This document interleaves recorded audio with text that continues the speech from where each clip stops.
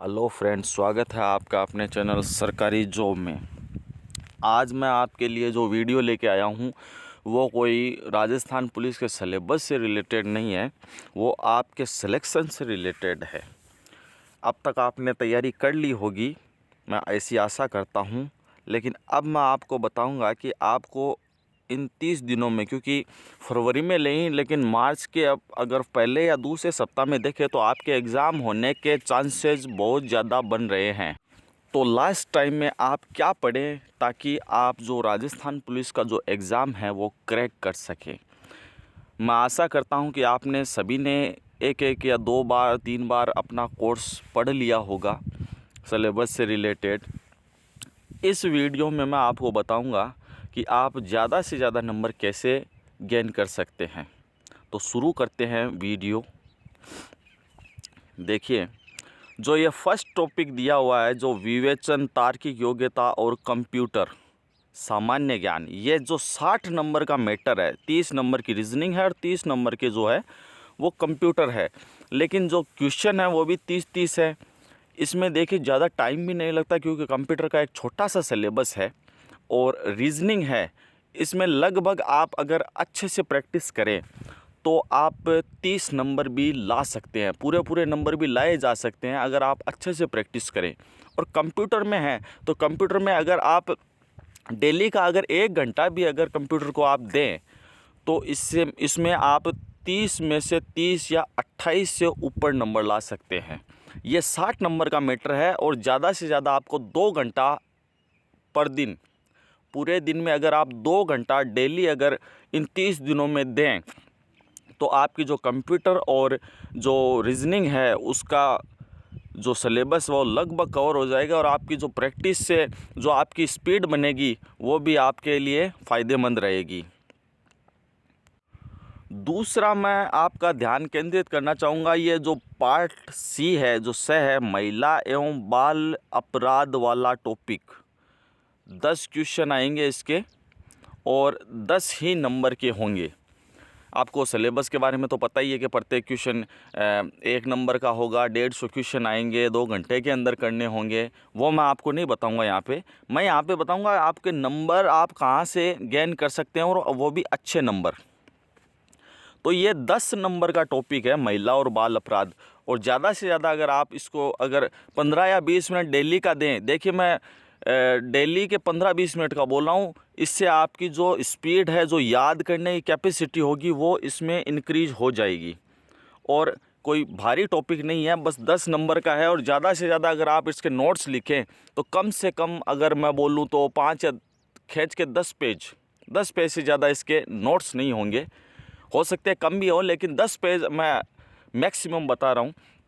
इन 10 पेजों को आप अगर डेली भी पढ़ें, 15 या 20 मिनट में आप पढ़ लेंगे इन 10 पेजों को, तो इससे भी आपके ये जो 10 में से 10 नंबर लाने हैं वो भी आप अच्छे तरीके से या आराम से ला सकते हैं।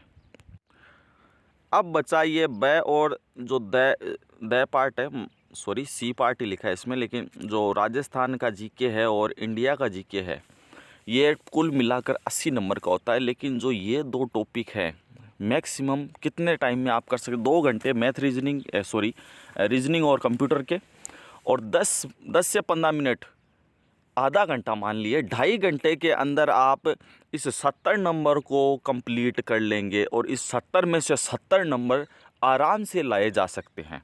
इसके बाद जो इंडिया जीके है और राजस्थान का जीके है, इसमें आप कितना भी पढ़ लीजिए लेकिन परफेक्ट इसमें कोई नहीं हो पाता है।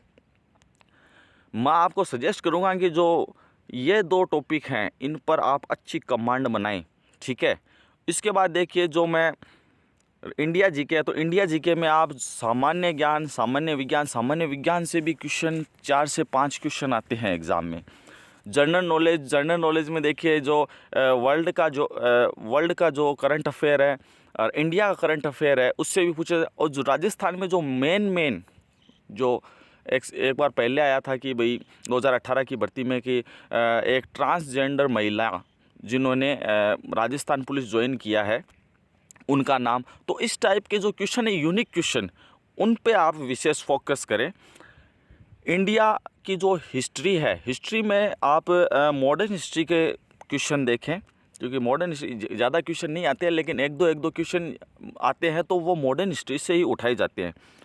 ज्योग्राफी में वर्ल्ड की ज्योग्राफी है, जो वर्ल्ड की ज्योग्राफी में जो महाद्वीप महासागर हैं, महासागर में से कौन सा गर्त सबसे गहरा है, सबसे बड़ा महासागर कौन सा है, और महाद्वीप में पूछे तो महाद्वीप में कौन सा महाद्वीप सबसे बड़ा है, और सबसे ऊंची चोटी कौन सी है, सबसे लंबी श्रृंखला कौन सी है, इस टाइप के क्वेश्चन पूछे जाते हैं। और पॉलिटिकल साइंस है, पॉलिटिकल साइंस के भी एक दो क्वेश्चन आ जाते हैं, तो वो राष्ट्रपति प्रधानमंत्री से रिलेटेड आप थोड़ा सा उसको ध्यान में रखें। लेकिन जो करंट अफेयर है उस पर थोड़ा ध्यान दें, क्योंकि करंट अफेयर और जनरल साइंस से ज़्यादा क्वेश्चन आते हैं। अप्रॉक्सीमेट 10 क्वेश्चन करंट और जनरल साइंस से मिलाकर आ जाते हैं, तो इस पे टॉपिक पर आप ध्यान दें। इसके लिए मैं एक बुक भी सजेस्ट कर सकता हूँ कि जो मल्टीपल चॉइस वाली क्वेश्चन आती है लूसेंट की, अगर वो भी आप कंप्लीट कर लें तो ये जो पार्ट बी है वो पूरा का पूरा कंप्लीट हो जाएगा आपसे, ठीक है। इसके बाद मैं राजस्थान जीके की बात करता हूँ। राजस्थान जीके में आप पूरा ही टॉपिक पढ़ें, मैं ऐसे नहीं बोलूँगा कि वो टॉपिक पढ़े या वो छोड़ दे, पढ़ना पूरा का पूरा टॉपिक है। आर्थिक स्थिति में आप समझ रहे हैं, जो आर्थिक समीक्षा, जो बजट में जो क्वेश्चन आते हैं, बजट से रिलेटेड जो क्वेश्चन है, आर्थिक समीक्षा से रिलेटेड जो क्वेश्चन है वो क्वेश्चन आते हैं। आर्ट एंड कल्चर में कोई भी टॉपिक नहीं छोड़ना है, आपको पूरा का पूरा आर्ट एंड कल्चर पढ़ना है। भूगोल और राजनीति, राजनीति में आप देख लिए राजस्थान की राज व्यवस्था के बारे में पूछ ले, मुख्यमंत्री के जो अनुच्छेद हैं, जो विधानसभा विधान परिषद से संबंधित क्वेश्चन हैं, वो क्वेश्चन उनके रिलेटेड अनुच्छेद है, राज्यपाल से संबंधित अनुच्छेद हैं, वो पूछ लिए जाते हैं।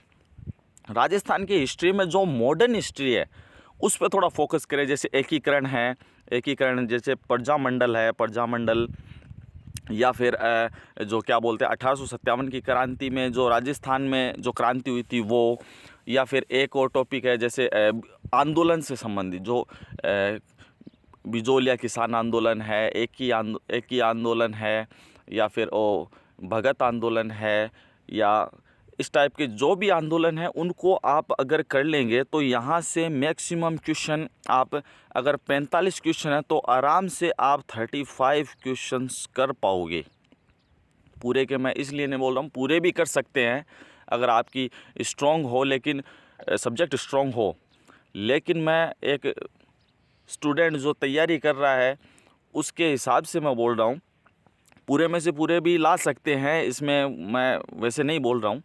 इसके बाद देखिए जो बी पार्ट है, बी पार्ट में भी आप 35 में से 25 से 30 क्वेश्चन आराम से कर पाओगे अगर आप एक बढ़िया प्लान के साथ तैयारी कर रहे हो।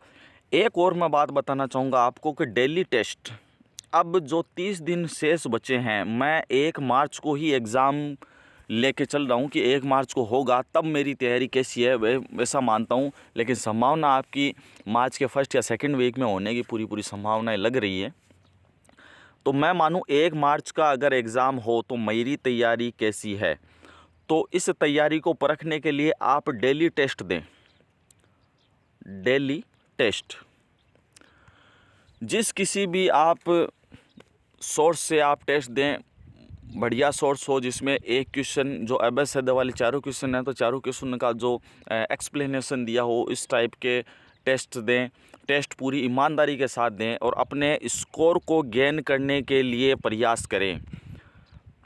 आप सप्ताह के 7 दिन में से 4 दिन टेस्ट दे सकते हैं, या अगर आप चाहें तो सातों के सातों दिन एक टेस्ट हमेशा दें, क्योंकि अगर आप 30 दिन के अगर 30 टेस्ट देंगे तो ये आपकी तैयारी में बहुत बड़ा रोल साबित करेगा, क्योंकि 50% तैयारी आपको जो किताबों से होगी, बाकी की जो 50% की तैयारी है वो आपको टेस्ट से ही होगी।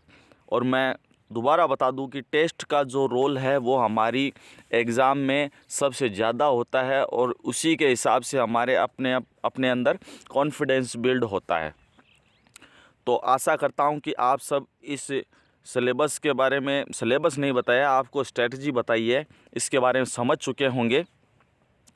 इसी हिसाब से अगर आप तैयारी करेंगे तो मैं आशा करता हूं कि आप सभी इस एग्ज़ाम को अच्छे नंबरों के साथ क्रैक कर पाएंगे, और अच्छे नंबरों के साथ क्रैक करें इसी मैं मनोकामना करता हूँ और धन्यवाद।